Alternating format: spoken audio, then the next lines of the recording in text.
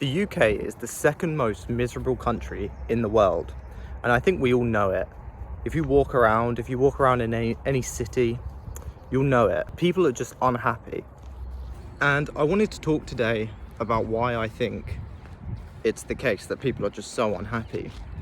And I think it comes down to one major attribute running through people's emotions right now. And I think that attribute is hopelessness. People just don't have any hope for the future. And I wanted to get into today why that is. Why do people feel hopeless about the future, specifically in England? I want to start off with the NHS. Now, we've been told that this is the prized possession of the country. It's what we should be proud of. But I think we all know that if you've tried to use the NHS in any capacity over recent years, you've just been met with barrier to entry. Just as an example of these barriers to entry, I think there's 6 million people on NHS waiting lists, at least last time I checked.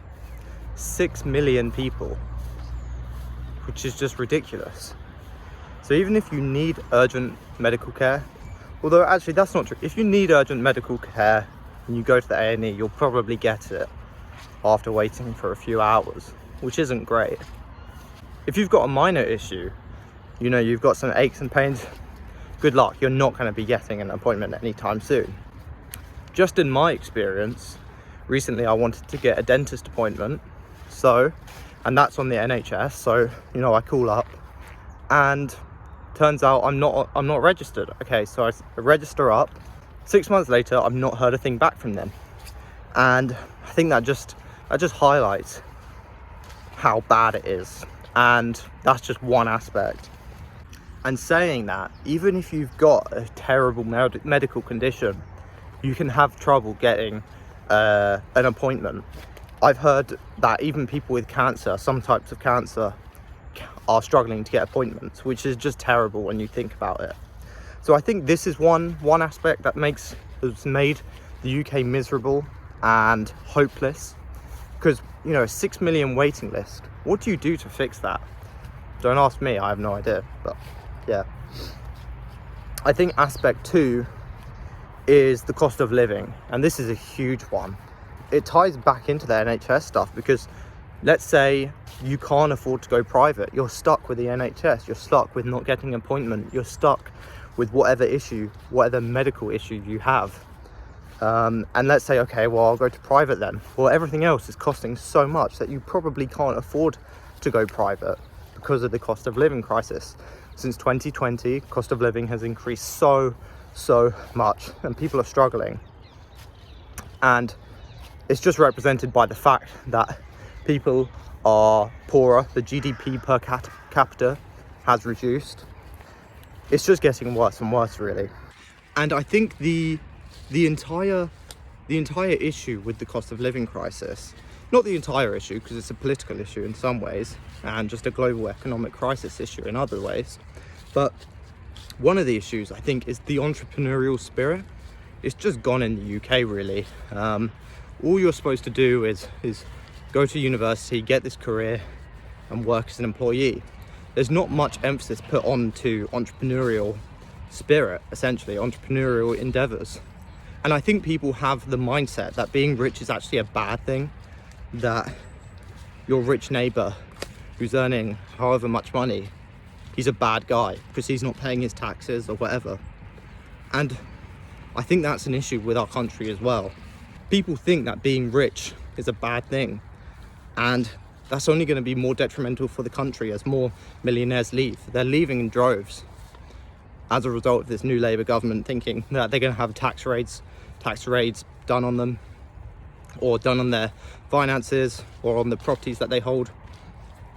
When these people leave, when these millionaires leave, they can't pay any taxes, obviously, because they're not in the country anymore, and they're not UK tax residents, so they have no tax to pay. And that's only going to harm our public services and infrastructures even more. So I think that's an issue.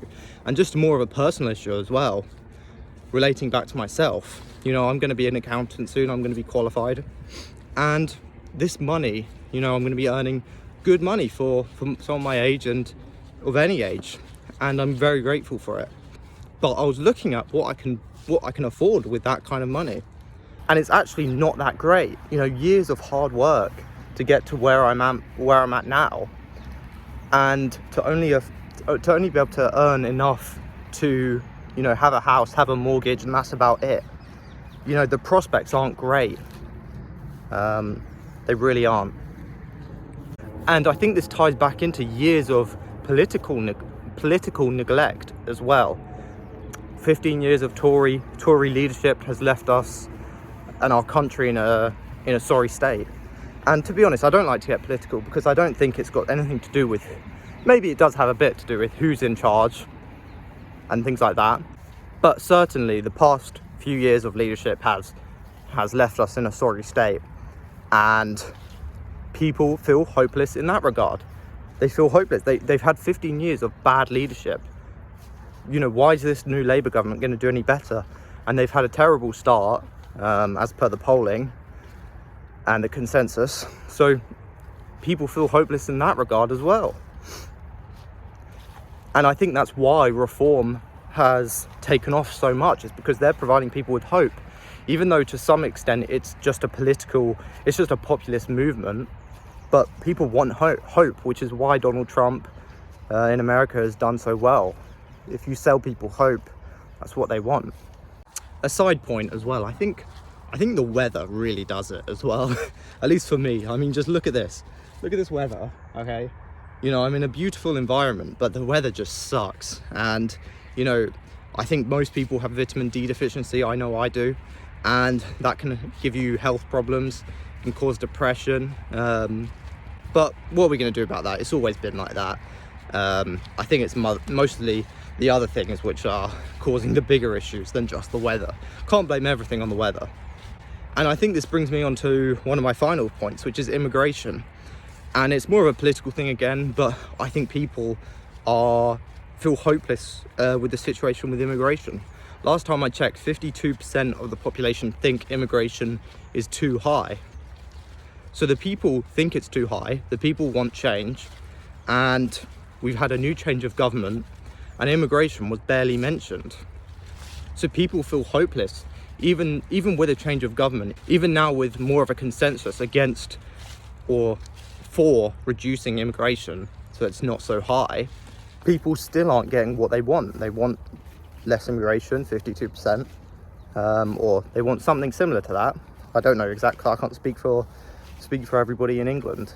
So I think people feel hopeless in that regard as well. But I think all this moaning, I do have to say there are loads of great things about England. I think our countryside is amazing. I mean, I just showed you where I'm walking around at. It's beautiful, and I don't think there's anywhere better in my opinion, but maybe I'm a bit biased in that regard.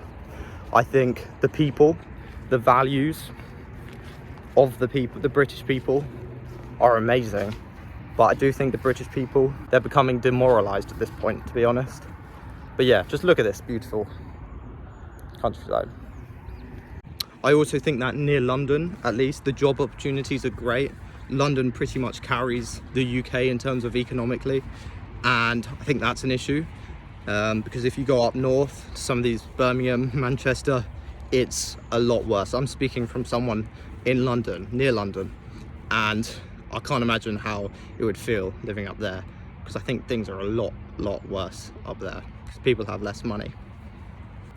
I think despite these good things and these redeeming traits, I think the hopelessness, as I said, the hopelessness is what's the prevailing feeling, and it's sad, and it's sad to say, but I don't think things are getting better. I don't think they will get better.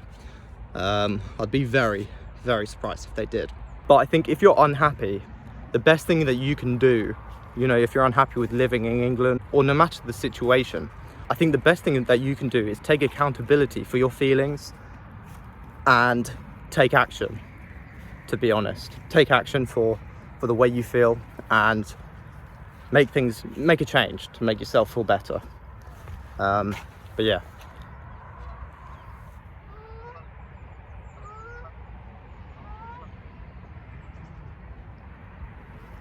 Make sure to subscribe and yeah, leave a like.